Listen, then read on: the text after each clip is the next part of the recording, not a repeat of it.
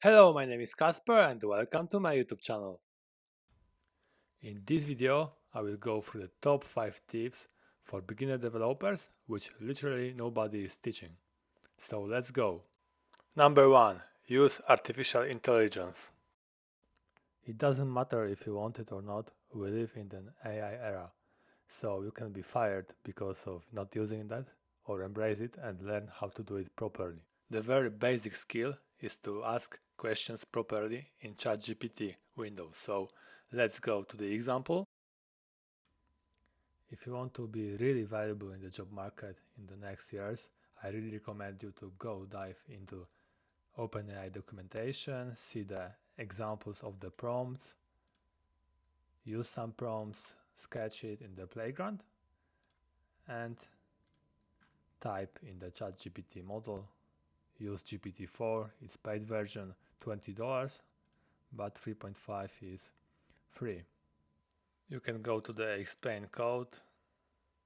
This is the provided example of the prompt for explanation of the code. So you just ask a question with a system prompt. You will be provided with a piece of code and your task is to explain it in a concise way. So, and after that you provide the code and there is a response. AI is responding and you can embrace it, use it, and just get familiar with it. Let's see how we can make a prompt. So I'm the platform OpenAI Playground. I have the assistant prompt, which I just passed here, and user will be just asking a question using the error and the code in these brackets, just like the variables. So error will be some npm webpack error, code will be some configuration, submit,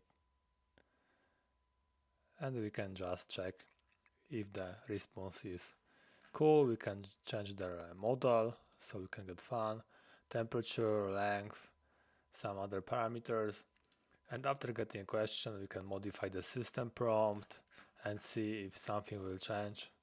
For example, we can add some phrase like return code in GitHub pull request mode, submit once again,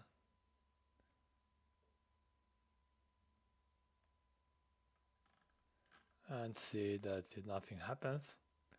So we can delete it or modify in another way. When it comes to ChatGPT, I always use the paste.io app. So with a shortcut I have the access for the clipboard with my saved prompts, and I can use, for example, the code review prompt which I scheduled. So please review the code provided in the message, etc. I will provide after spacing the message with the code, and I have saved the code, and ChatGPT is checking the code. Please remember that ChatGPT is sometimes lying, so it cannot be treated as an ultimate source of truth. You should always seek some other code snippets, some other cases in the Stack Overflow forums or other forums, in some senior developers code, and improve your skill of learning through multiple sources. Number 2. Note your progress. Noting your coding journey can be very beneficial and give you a lot of fun, so you should focus on that and don't forget it. When it comes to notes, I always use Notion, so you can see the database for some coding tips, which I have added in my coding journey. So it's only the snippet of that for the example purposes, and I have the list view of some tips, so I can see the details, some code, semantic tags, key import, etc. I have tags, so I'm always oriented for which part of coding the tips is referring. I can sort it, filter, using the different pages. It gives a lot of unlimited possibilities, so you should always note it, and I really recommend it to use Notion. Number 3. Learn in public. One of the best things you can do at the beginning of the coding path, you can start learning in public. So what it means? It means that you can post some Instagram content or Twitter tweets with an information what you learn, what you're about to learn, how you learn, etc. Some resources, articles. I've personally started with an Instagram content. I've made some infographics, more than 200 posts, got a job from the social media, so it's very powerful. You can see my content on Instagram with Kaspar.Hernatsky. So as you can see, I've made a lot of posts. So my very first content was super crappy and nobody was watching that, but after some time, after literally 2 years, I've developed some cool posts, as you can see. Had attraction and some cool networks with other developers, clients, etc.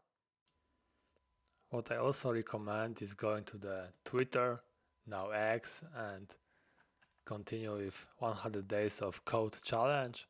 So it is about posting some tweets, threads, 100 days in a row.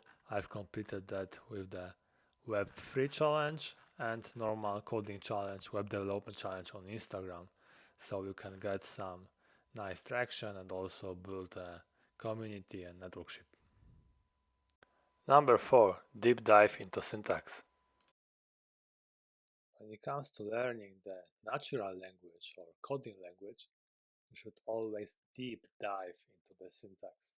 So for example, if I'm learning the React, I cannot imagine the case if I'm not going through the official documentation, examples, contributions, and reading some more advanced pull requests, codes, issues, etc. So for example, I can just go for the React additional codes, some issues,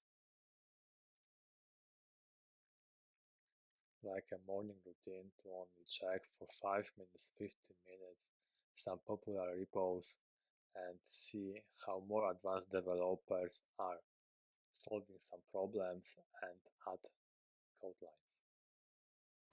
Number 5. Use low-code tools. When I started my web development journey, I was scared about low-code tools like WordPress, etc. because it literally took my job.